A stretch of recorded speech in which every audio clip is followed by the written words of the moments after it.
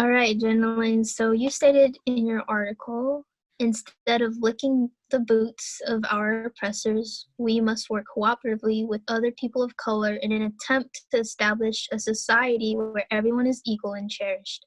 By conforming and becoming pawns to white ideology, we only become exploited. Our cultural identity will disappear, as it has already for decades now, since the time Asians built the transcontinental railroad. So, how do you suggest we keep our Asian American history told truthfully to our contributors, relevant to this country? I don't know if it will ever be told, truthfully, because that's just not how history works. It's always written by the winners. I mean, we definitely can do our best, and that probably comes from the people who were there in the beginning. We need to interview them while they're still alive and learn from them, like gain their wisdom and put that into books, put that into readings and videos so that generations after us can acknowledge where they're coming from and like our communities can continue to prosper off of what they've faced. Yeah. Yeah, I mean, how do you feel about that, Jess? Well, I mean, you make a good point, and to interview the people that really have experienced what happened in the past, and for it to be told through Asian people as well. Because, our story's always being told by someone of a different, color organization. But I think that's what will make it special. Just like Crazy Rich Asians, if it was told through the voices of constantly being told, like, if you work hard, then you can basically earn your seat at the table, and like that says a lot about your character, but it's never the discussion about what other people are facing and how, at least like East Asian people have more resources than other people, and it's always like what you're doing, like pull yourself up by your bootstraps. And that's why we don't fund these organizations that are meant to be like giving back to people of our own community. It's because we feel like we earned all of that wealth. We feel like we deserve it. We shouldn't have to give it away. And I know that within the Chinese community, there's so much selfishness. Like even it's relevant because among my friends who had just finished applying to college or are in college, there's so much like humble bragging going on, like, oh, my kid is going here, or my kid is like going to this competition or something like that. But it's never like how you can help another person. Like when you are prepping for the SAT, it's like this is my tutor. I'm not going to tell anybody else about the resources that I have. And it's always, that's just why Asian Americans, even the successful ones, are not funding the Tenement Museum or whatever. It's because they don't want to. They're like, no, I have to hold on to my wealth. I have to keep my position this high in society. It's sort of like when billionaires accumulate wealth and they're like, oh, I'm at my billionaire status. I can't leave this. Yeah. So sounds like a new article you could write about. Yeah, I totally agree, because I think, me being an entrepreneur, I'm like really widely surrounded by white guys and Chinese guys, right? And I really think the white guys are a little bit more willing to give me secret sauce, but the Chinese guy, he's like, just so it's about timing. I'm like, shit, okay, can you be a little bit more than timing? But I mean, again, I think that has to come down to history as well, like how Chinese communities have been treated, right? So I think there's a reason why, right? And I think I think everyone has to change. Everyone has to change, you know what I mean? I mean, so I think I'm not gonna blame the Chinese guy for not telling me the secret, because the white guy didn't give him shit.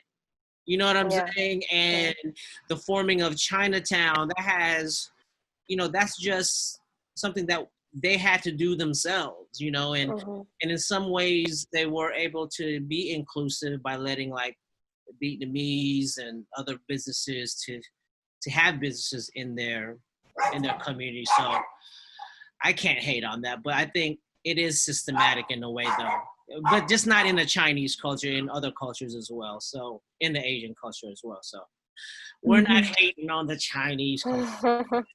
So, but also too, if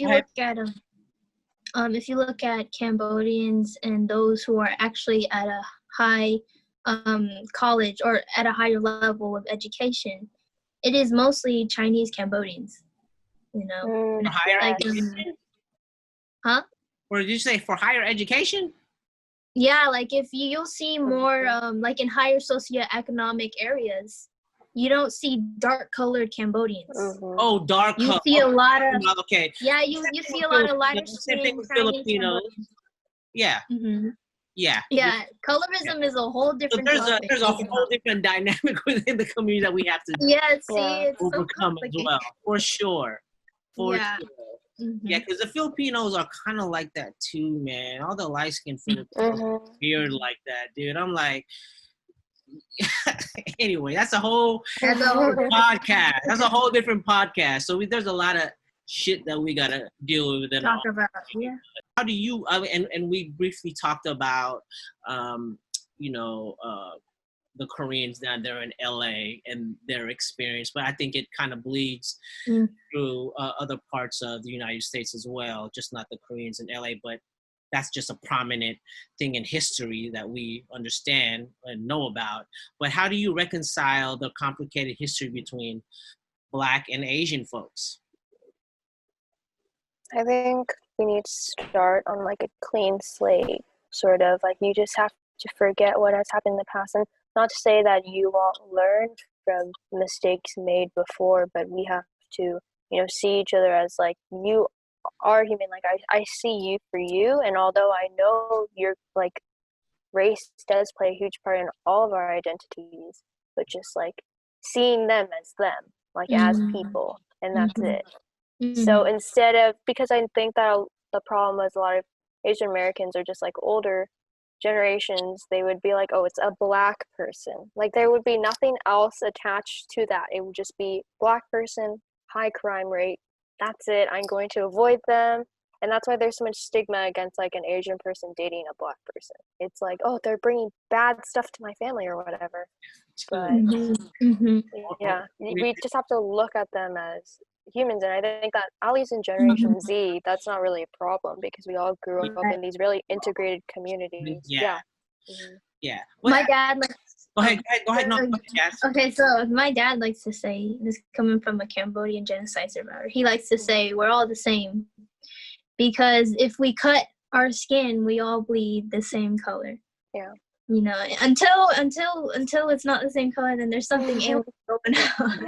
But your dad had shitty experience with Black dudes or Black, or like the Black community, like shit. You know what I'm saying? So that's my thing is, I grew up in Oakland in a time where there was an influx of a lot more Chinese and Vietnamese and Cambodians were just trickling in, right?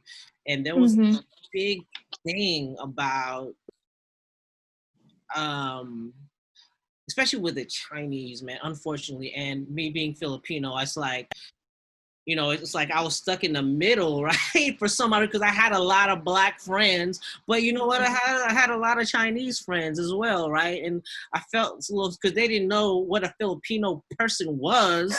You know what I'm saying? So it's just like all this miseducation, misinformation, and it was a weird space, man. And there would always be like, at lunchtime, like it would be like the Black versus Asians playing basketball, right? Oh, against each other. I've heard those stories. I would like, what? Like that would be fun to watch, but what is the real message in this game? You know what I'm saying? I mean, it was right. It's always minorities pitted against each other, and it's just like the message in Parasite, where it's like the poor pitted against the poor. Right. And my biggest thing is this: is like, I don't think we should forget. I think we should be proactive in getting to know. Like, for example, like when I go eat Mexican food, I speak some Spanish. You know what I mean? I kind of pull experiences that I've had because look at Oakland is, there's a lot of Mexicans here. There's a lot of influence and culture here. Mm-hmm. So if you're eating Cambodian and Chinese food, you know what? Take the time to just not just eat the food, right? But engage in conversation about, what part of China, or understand that there are different types of Chinese food from different regions. You know what I'm saying? Yeah. That's a part of knowing and getting to know one another. Like, okay, like Asians have brought a lot of culture to the United States. In particular food. Mm-hmm. Like we are deep in our contribution to the United States are heavy in the food culture. Yeah. Just originality, right? Or just based on originality. That's our culture.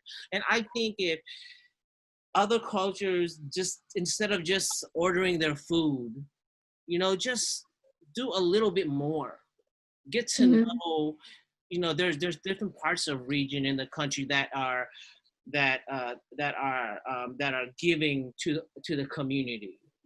Yeah. That's all I'm saying. Yeah, I think it starts right there. Like if you're in an integrated community, we just got to do more than just sitting down, placing an order.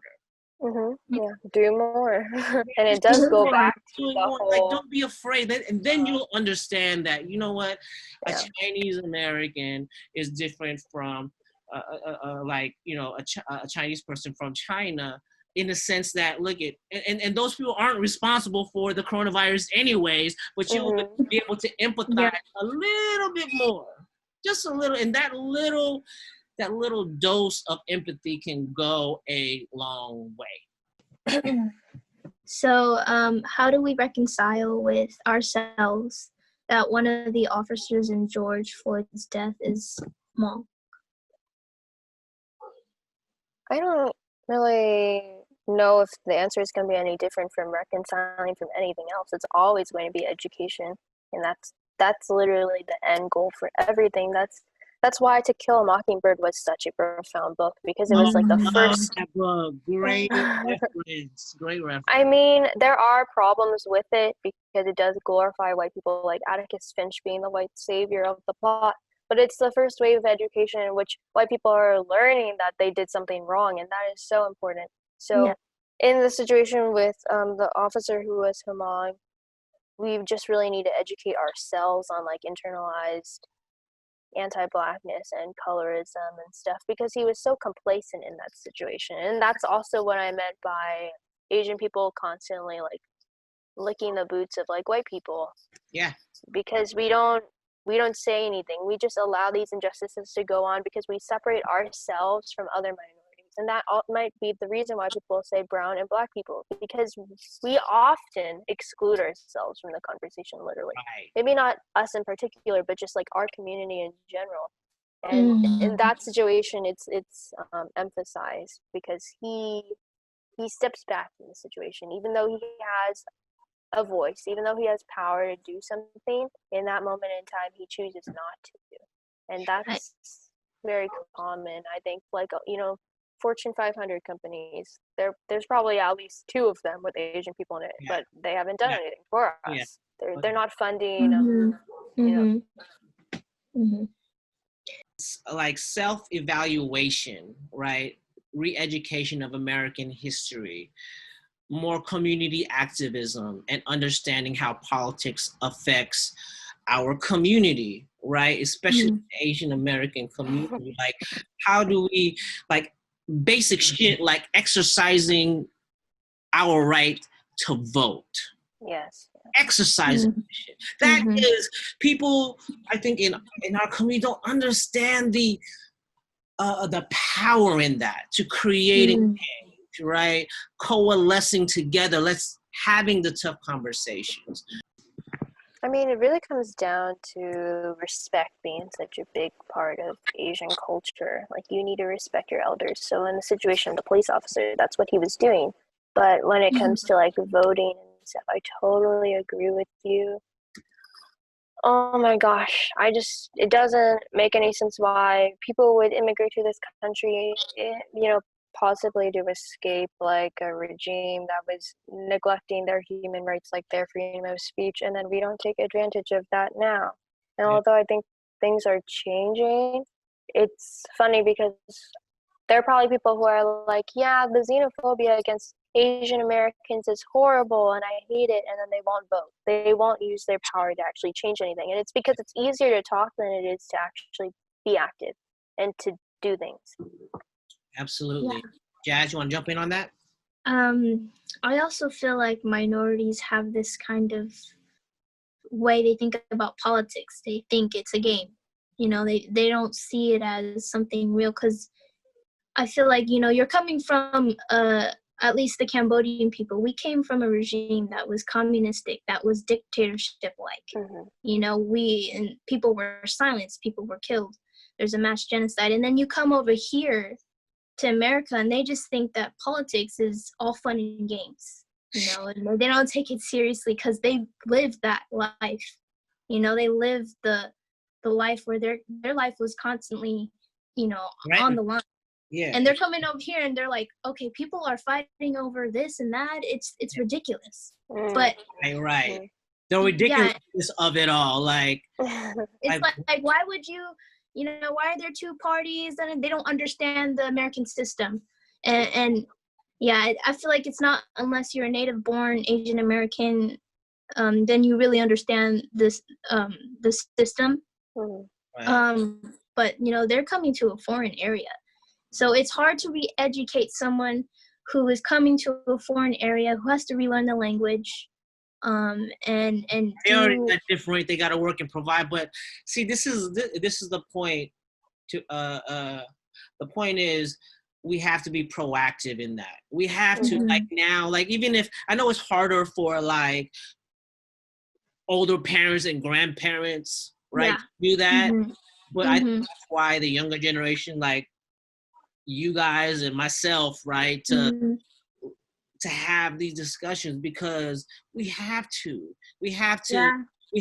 say, grandma, grandpa, okay, look it, your vote, and this is our situation in our city. This is the mayor. This is what's on the docket. This is what needs to change to better our community. You know what I'm saying? What's gonna better Chinatown, Japantown, Koreatown. We need to get on it. You know what I mean? We have to have it and to encourage it. Because if we don't do it, we will never have a seat at the table. That's important too. There's evidence of it working, because I think, especially in Northern California communities, I think most of us grew up learning that Chinese Americans built the railroad. Like we also have learned that in elementary school. I read a few books when I was younger that had Chinese people as the main characters. I actually read plenty of those books, and like a lot of my educators, my teachers were Asian. But then in other communities, like I lived in Phoenix, Arizona too, and so many of my friends who are Asian, they're literally Chinese, they don't have any idea. Like they know, but they don't know. Like they don't internalize that. And that's also why the model minority myth is so dangerous, because when we grow up and we're surrounded by other minorities and we know where we stand a little bit better than others do, we know that the model minority myth is like horrible and fake, but they don't realize that. They're like, oh, I've never experienced racism. I came to America in the 90s and I can't resonate with that message. So that's why education is so important. Like we have to learn from a young age what our history generations before us. Yeah, exactly. History in this nation in particular. And like also education about other countries. Like when world history classes talk about Africa, it's always as a continent. It's never Nigeria or Chad or South Africa. It's always, what did the colonizers do? How is Africa split up in the 1900s? It's never like, what was there before that? What was taken away? It's always even like in Asian. How about the Asian country? Like the Asian world? I mean, it's always about China, Korea, and Japan. There's never a focus on the Middle East as part of Asia or India or Philippines. Yeah, any of those, like Cambodia, Malaysia. Personally, I didn't really know that Malaysia was split onto two sides. Like, I didn't know that. And that speaks volumes. Yeah. So it does. And like you said earlier, I like what you said, that you see in our generation that it's working. We're changing, slowly. And like I said, and I said it in other podcast shows, but I believe that we are the generation of change.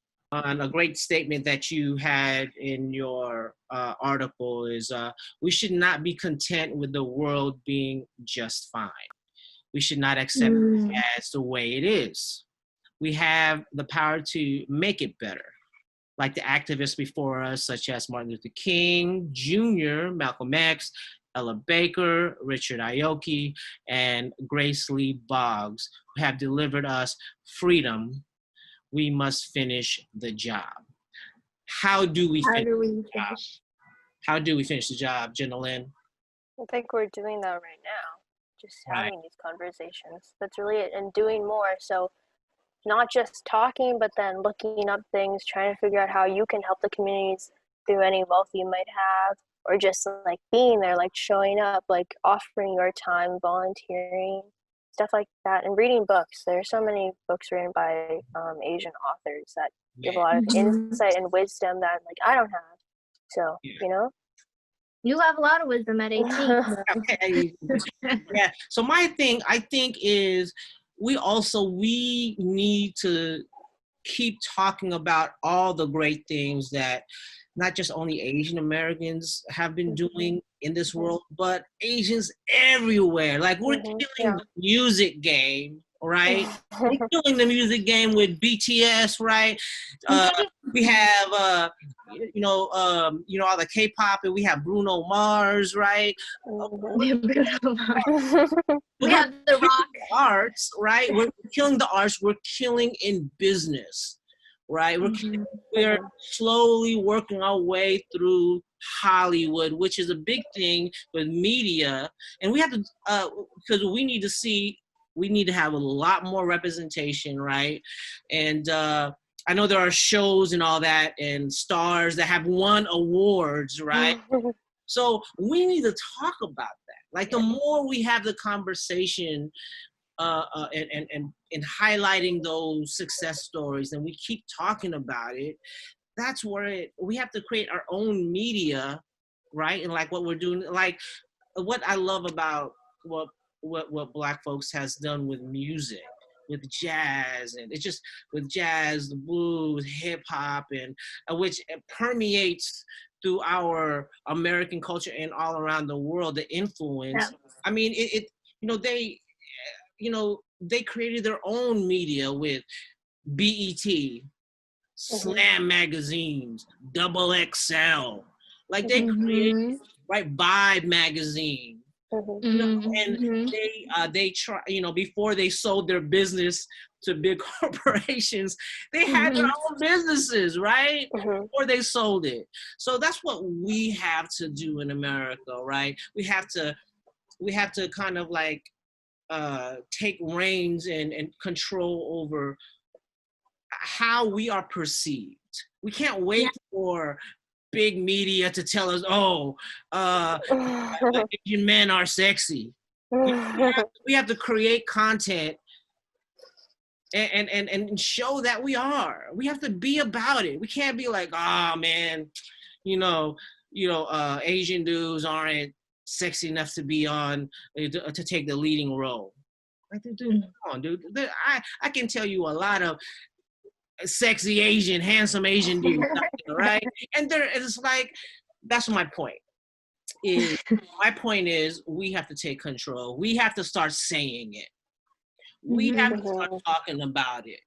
Because if we don't say it, how can we expect other people to talk about it?